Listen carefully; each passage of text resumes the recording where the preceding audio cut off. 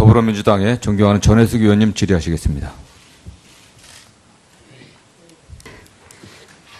서울 광진갑 국회의원 전혜숙입니다. 대통령 탄핵으로 인해서 긴급하게 새 정부가 탄생했습니다. 근데 한 가지 이제 걱정되는 거는 인수위도 없고 바로 국무총리의 역할이 굉장히 중요합니다. 그리고 또 여소야대의 국면도 있고 이런데 과연 책임 총리를 제대로 하실 수 있을까 걱정이 됩니다. 이제껏 저희들이 본 거는 대통령이 지시사항을 하고 그것을 받아쓰게 하는 총리와 장관만 봤어요. 저는 그 장면을 보면서 이 정부가 큰일 나겠구나 하는 생각을 했습니다. 책임 총리라고 했는데 사실은 책임 총리가 어떤 역할을 말씀하는 건지 내각에 대해서 재청권도 총리가 행사해야 된다고 보는데 총리께서는 어떻게 운영하실 생각입니까? 우선 책임 총리는 개념이 어디 확정되어 있는 것은 아닙니다만 저의 감각적으로는 내각이 할 일은 총리가 최종적인 책임자고 의사결정권자다 하는 각오로 임하라 이런 뜻으로 알고요. 재청권이란 건 그러나 좀 애매한 데가 있습니다. 총리가 하라는 대로 다 하는 것이 재청권이라면 헌법의 근간이 무너지죠. 왜냐하면 공무원 인사권은 대통령에게 있다라고는 헌법 조항이 무의미해지니까요. 네. 그래서 의미 있는 협의를 하라. 이런 정도의 취지라고 저는 해석을. 장관 재청권이 있지 않습니까? 네. 그러니까 정해진 대로 그냥 재청만 하는 건 이거는 그냥 정해진 수순인데 그렇게 해서는 총리가 내각을 총괄할 수가 없거든요. 제 생각에는요. 제가 확신을 갖거나 또는 이쪽이 좋겠다 싶은 그런 인물이 계시면 대통령께 제안 드리는 일 그리고 마지막에는 재청을 함께 하는 일 이런 정도는 가능하다고 생각합니다. 그 신정부를 보면서 제가 조금 걱정되는 거는 대통령께서 계속 그 후보자 시절부터 공격당한 게 뭐냐면 친문 패권, 친노 패권, 패권주의 이렇게 이야기를 했는데 지금 인사를 보니까 총리 후보자 인사부터 시작해서 정말 그 징기스칸처럼 세계를 정복하는 데는 자기 측근을 서요.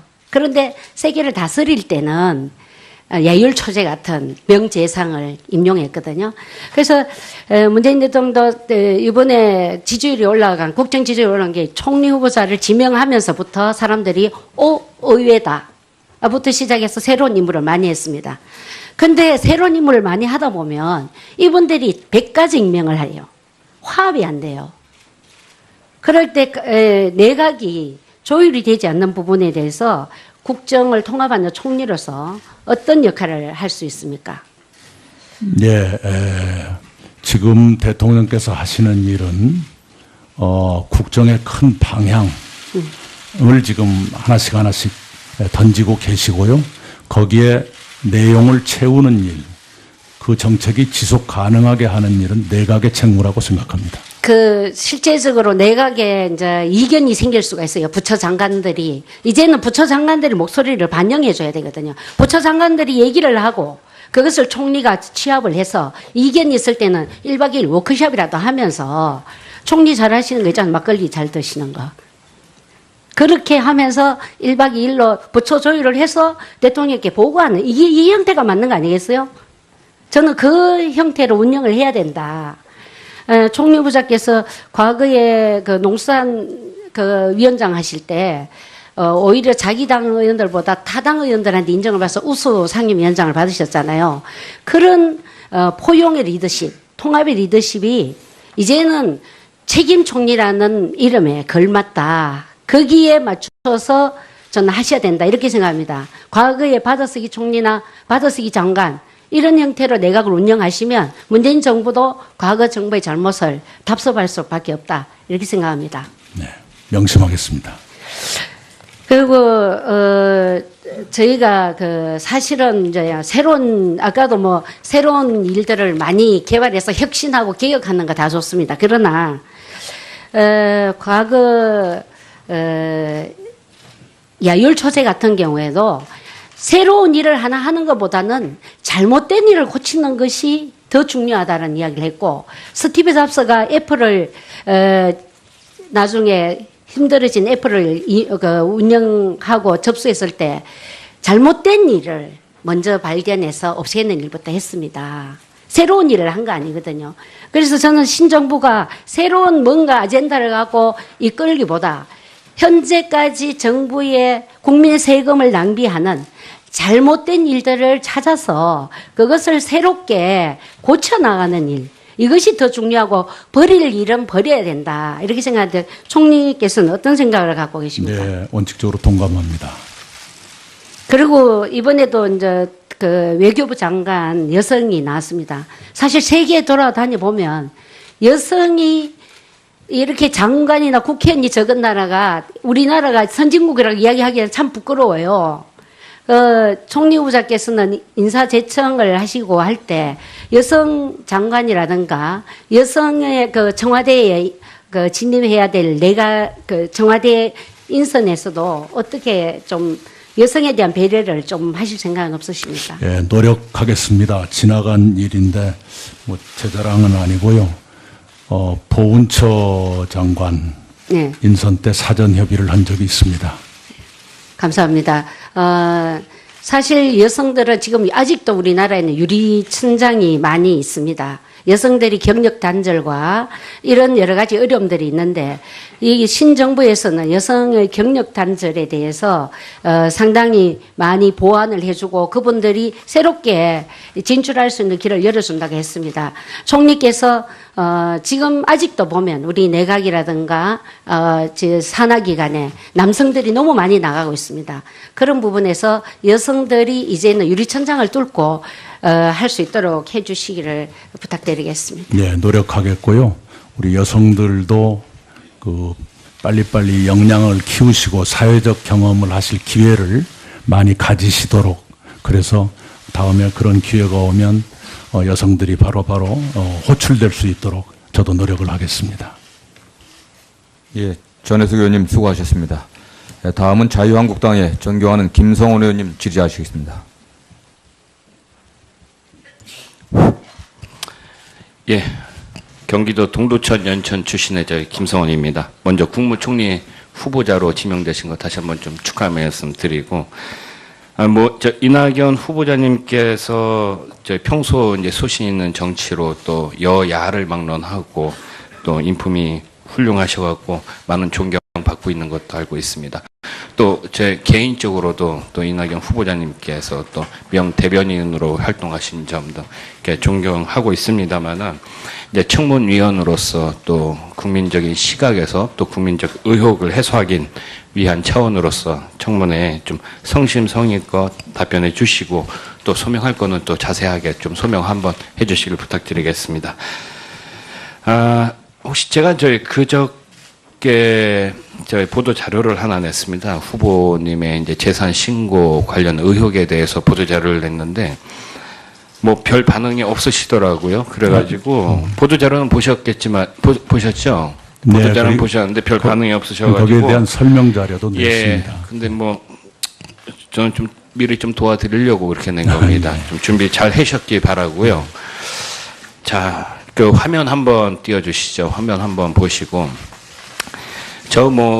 아주 특별한 화면이 아닙니다. 관보에 기재된 겁니다. 전남지사 출마하기 위해서 국회의원 사퇴 후에 이제 재산 내역하고, 그 다음에 전남지사로 당선된 후에 재산 내역 차이입니다. 이제 불과 2달 사이에 7천여만 원이 사인간 채무가 변제가 됐습니다. 근데 제가 이제 봤거든요. 재산 신고상 후보자 본인, 그 다음에 신고 대상자, 배우자나 아드님이나 예금, 채무, 아무런 재산상의 변동이 없는데 갑자기 7천만 원이 사인간 채무가 변제가 된 겁니다. 이거 누가 어느 국민이 보더라도 이거 합리적인 의심이 가능하지 않겠습니까? 그래갖고 제가 좀 어떻게 된 건지 통장 사본을 좀 알려달라고 했는데 그런 거 기초적인 것도 안 주시더라고요. 그래서 제가 여기서 그냥 간단하게 몇 가지 좀 질문하고 이렇게 좀 넘어가도록 하겠습니다. 자, 어쨌든 후보자님께서 제출한 일부 자료에는 2010년도서부터 12년도 6월까지 그 4차례에 걸쳐서 모두 변제를 했다. 근데 이제 신고상에 누락이 됐다. 이렇게 얘기를 했는데, 자, 여기까지는 사실 맞죠? 네. 예. 자, 그럼 어디 그 다음에요. 기록에 잠깐만요. 그 제가 신고 몇 가지 누락 그게 하고 써 있을 시간 겁니다. 드리겠습니다. 네. 자, 4인간 채무 당사자가 누님인 것도 맞고요. 자, 그러면은 어떤 돈으로 저 7천만 원을 채무를 변제를 하신 건지 간단하게 말씀해 주십시오. 뭐 제 월급이라든가 그런 것이었지 않나 싶습니다. 아, 그렇게요. 제가 알고 있기로는 실무자한테 얘기 듣기로는 4차례에 걸쳐갖고 채무 변제를 했는데 월급을 줬다. 그러면은 저기 누님한테 어떻게 현금으로 드린 건 아닐 테고 계좌로 드렸겠네요. 그랬을 거라고 생각합니다. 예, 그러면은 그 해당 은행의 통장 거래 내역 금방 뛸 수가 있습니다. 네, 후보님 잘 아시잖아요. 이게 현금으로 갔는지와 계좌로 이체가 됐는지에 네, 저희 따라서 저희 상당히 실무진이- 좀 큰 차이가 있습니다. 저희 실무진 그렇게 해주길 바랍니다. 자, 그리고 왜 제가 이 말씀을 드리냐면요. 이게 후보자님의 해명이 사실이라고 치더라도 이 재산 신고상의 최종 확인하고 책임은 후보자 본인한테 있는 겁니다. 등록 의무자니까요. 네.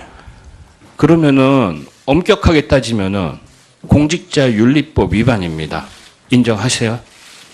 2010년도에 채무 변제를 했는데 2014년 도지사 선거 때가 그대로 남아있다가 사실상 국회의원을 마치면서 도지사로 이렇게 가시면서 그때 회계차마 어떻게 보면은 실무진의 실수인지 아니면 후보자님께서 그렇게 그런 의도를 가졌는지는 모르겠습니다만은 총리가 될 줄 모르고 이렇게 하시는 걸 수도 있습니다.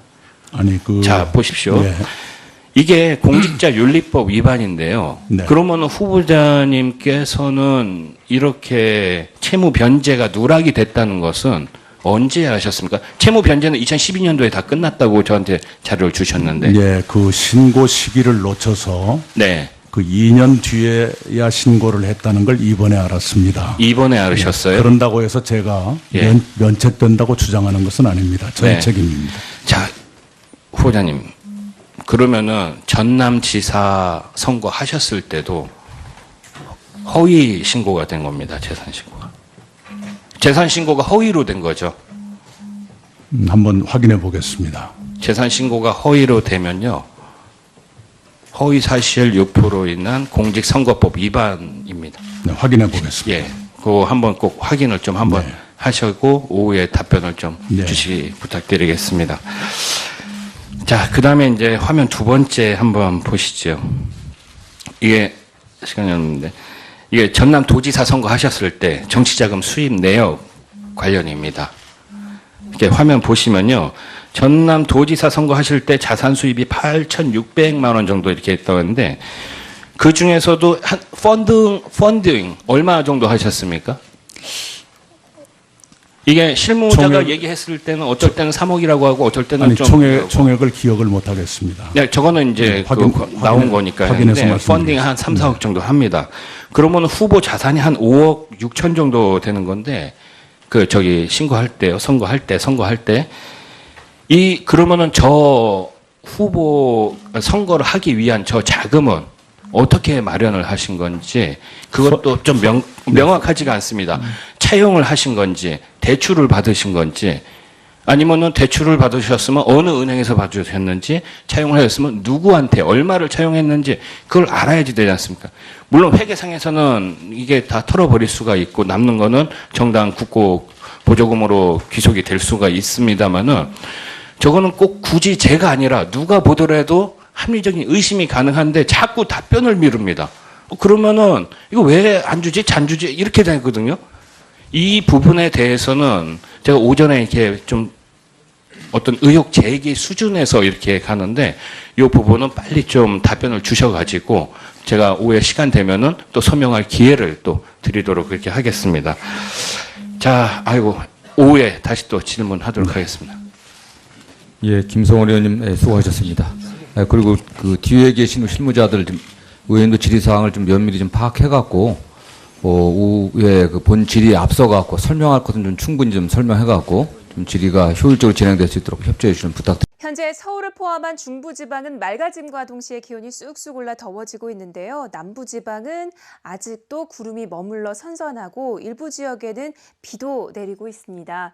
앞으로 제주와 전남, 남해안, 영남 지역은 저녁까지 5에서 10mm가량의 비가 조금 더 내리겠고요. 그 사이 강원 영서 남부지방에는 대기 불안정으로 소나기가 지나겠습니다. 영남 내륙과 또 강원 영서 남부 지역에는 비가 내리는 동안 돌풍이 불거나 천둥 번개가 칠 가능성이 있습니다. 이외 중부지방, 특히 수도권과 강원 북부지방은 아주 맑은 하늘이 이어지면서 낮 동안 덥겠습니다.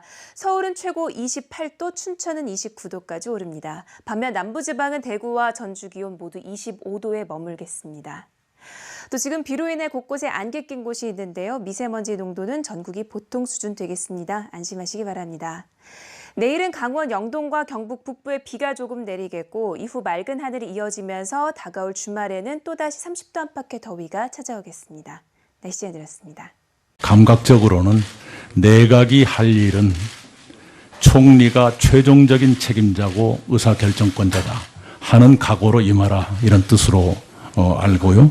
재청권이란 건 그러나 좀 애매한 데가 있습니다.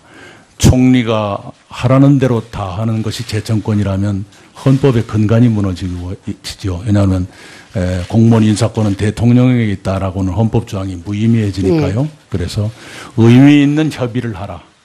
이런 정도의 취지라고 저는 해서. 그 장관 재청권이 있지 않습니까? 네. 그러니까 정해진 대로 그냥 재청만 하는 건 이거는 그냥 정해진 수순인데 그렇게 해서는 총리가 내각을 총괄할 수가 없거든요. 제 생각에는요. 제가 확신을 갖거나 또는 이쪽이 좋겠다 싶은 그런 인물이 계시면 대통령께 제안 드리는 일 그리고 마지막에는 재청을 함께 하는 일 이런 정도는 가능하다고 생각합니다. 그 신정부를 보면서 제가 조금 걱정되는 거는 대통령께서 계속 그 후보자 시절부터 공격당한 게 뭐냐면 친문 패권, 친노 패권, 패권주의 이렇게 이야기를 했는데 지금 인사를 보니까 총리 후보자 나중에 힘들어진 애플을 운영하고 접수했을 때 잘못된 일을 먼저 발견해서 없애는 일부터 했습니다. 새로운 일을 한 거 아니거든요. 그래서 저는 신정부가 새로운 뭔가 아젠다를 갖고 이끌기보다 현재까지 정부의 국민의 세금을 낭비하는 잘못된 일들을 찾아서 그것을 새롭게 고쳐나가는 일. 이것이 더 중요하고 버릴 일은 버려야 된다. 이렇게 생각하는데 총리께서는 어떤 생각을 갖고 계십니까? 네, 원칙적으로 동감합니다. 그리고 이번에도 이제 그 외교부 장관 여성이 나왔습니다. 사실 세계에 돌아다녀 보면 여성이 이렇게 장관이나 국회의원이 적은 나라가 우리나라가 선진국이라고 이야기하기에는 참 부끄러워요. 총리 후보자께서는 인사 제청을 하시고 할 때 여성 장관이라든가 여성의 그 청와대에 그 진입해야 될 내가 그 청와대 인선에서도 어떻게 좀 여성에 대한 배려를 좀 하실 생각은 없으십니까? 예, 노력하겠습니다. 지나간 일인데 제 자랑은 아니고요. 보훈처 장관 워크숍이라도 하면서 총리 잘 하시는 거 있잖아요. 막걸리 잘 드시는 거. 그렇게 하면서 1박 2일로 부처 조율을 해서 대통령께 보고하는 이 형태가 맞는 거 아니겠어요? 저는 그 형태로 운영을 해야 된다.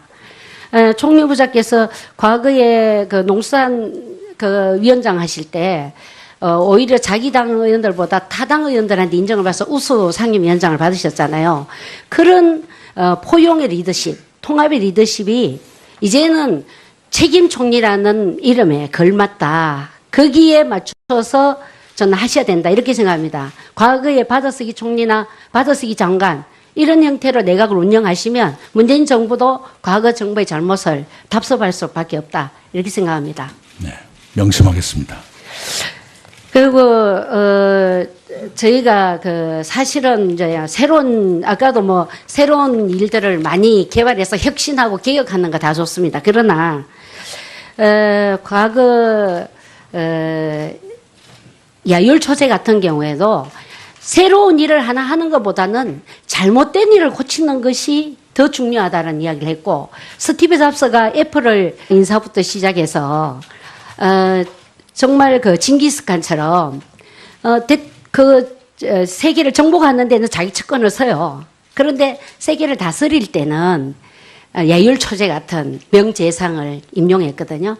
그래서 문재인 대통령도 이번에 지지율이 올라간 국정 지지율이 올라간 게 총리 후보자를 지명하면서부터 사람들이 의외다 부터 시작해서 새로운 인물을 많이 했습니다. 근데 새로운 인물을 많이 하다 보면 이분들이 100가지 임명을 해요. 화합이 안 돼요.